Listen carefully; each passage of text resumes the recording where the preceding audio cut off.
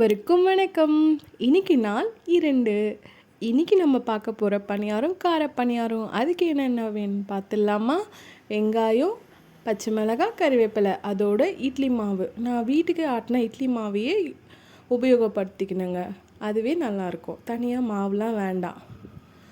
அதுக்கு முதல்ல அடுப்பு பற்ற வச்சுட்டு ஒரு வானிலையை வச்சு எண்ணெயை கொஞ்சமாக ஊற்றிட்டு உளுத்தம்பருப்பு, கடலைப்பருப்பு சேர்த்துக்கலாம். எனக்கு உளுத்தம்பருப்பு அதிகமாக வேணும், கடலைப்பருப்பு கம்மியாக வேணும்னாலும் நான் அதிகமாக சேர்த்துருக்கேன். உங்களுக்கு வேணும்னா ரெண்டுமே சம பங்கு அளவு சேர்த்துக்கோங்க.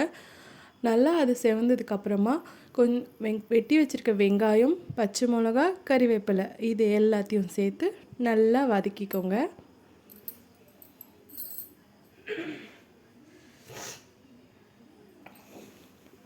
நல்லா வதங்கினதுக்கப்புறமா கொஞ்சமாக உப்பு சேர்த்துக்கலாம். இது அதிகமாக வதக்க வேணாங்க, கண்ணாடி பதம் அளவுக்கு வதங்கினாவே போதும். அதுதான் நமக்கு பணியாரத்துக்கு சரியாக இருக்கும். வெங்காயத்தை தீய விட வேணாம்.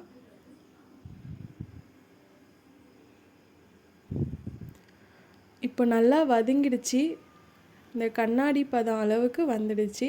இப்போ இதை இறக்கி வச்சிடலாம். நான் இட்லி மாவை நல்லா கரைச்சி எடுத்துக்கினேன். இந்த அளவுக்கு எடுத்துக்கோங்க.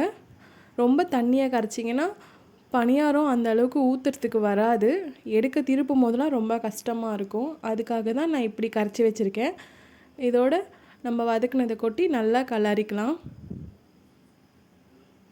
இந்த பருப்பு நமுத்து போயிடுமோ மாவில் இருக்கிறதுனால அப்படின்லாம் நினைக்காதீங்க. நமுத்துலாம் போகாது. சாப்பிட நல்லா மொறுமொறுன்னு தாங்க இருக்கும். இந்த அளவுக்கு மாவு இருக்கும்போது வச்சுக்கோங்க, நல்லாயிருக்கும் ஊற்றுறதுக்கு. இப்போ பணியார சட்டி வச்சு காஞ்சதும் அதில் கொஞ்சம் கொஞ்சமாக குழியில் எண்ணெய் ஊற்றிக்கலாம்.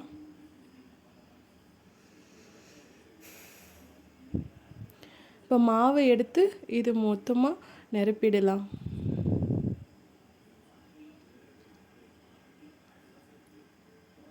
இந்த பணியாரத்தோடு சேர்த்து சுவைக்க நீங்கள் கார துவையல், அப்படி இல்லைன்னா வெங்காய துவையல், இல்லைனா தேங்காய் துவையல் இன்னும் அருமையாக இருக்குங்க. இதோட சேர்த்து சுவைச்சிங்கன்னா முயற்சி பண்ணி பாருங்கள். கண்டிப்பாக உங்களுக்கு இது ரொம்ப பிடிக்கும்.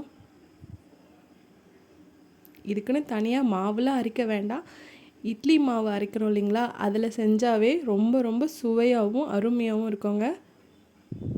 குழந்தைங்களுக்கு மாலையில் எதனா சாப்பிடணும் போல் இருக்கும், குழந்தைங்களுக்கு எதனா சிற்றுண்டி மாதிரி எதனா கொடுக்கணும்னு நினச்சிங்கன்னா இந்த மாதிரி செஞ்சு கொடுங்க. குழந்தைங்களும் விரும்பி சாப்பிடுவாங்க.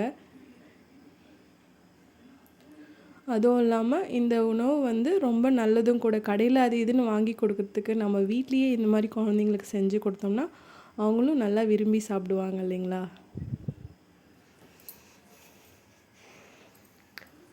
ஒரு பக்கத்துக்கு அப்படியே ஒரு 3 நிமிடங்கள் அப்படியே விட்டுருங்க. மெதுவான தீயில் வேக வைங்க, அப்போ தான் நல்லா வரும். அதிகமாக வச்சிட்டிங்கன்னா கரிஞ்சு போயிடும். இப்போ 2 பக்கமும் நல்லா செவந்து வந்துடுச்சு. இது பார்க்குறதுக்கே ரொம்ப அருமையாக இருக்குல்லங்க. சுவையும் ரொம்ப ரொம்ப அருமையாக இருந்ததுங்க. மிகவும் அருமையாக இருந்த சுவை. நான் இதோடு சேர்த்து சுவைக்க கார துவையல் தான் அரைச்சி வச்சுருந்தேன். நீங்களும் உங்களுக்கு தேவையான துவையல், விருப்பமான துவையலை அரைச்சி சாப்பிடுங்க. புதினா துவையல், கொத்தமல்லி துவையலும் நல்லாயிருக்கும். நன்றி, வணக்கம். தமிழும் சுவையும் பரவட்டும்.